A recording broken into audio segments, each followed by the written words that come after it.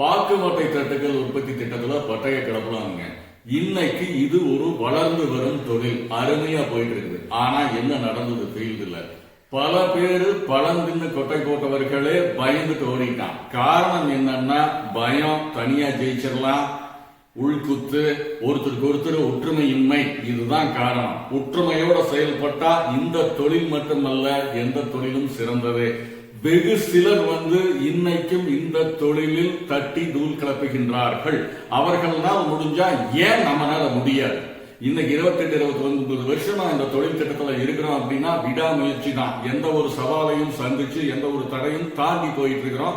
இந்த தொழில் திட்டத்தை பத்தி உங்களுக்கு தெளிவான விளக்கங்கள் வேணும்னா கீழே கொடுத்திருக்கிற அலைபேசி எண்ணில் எங்களை கூப்பிடலாம்.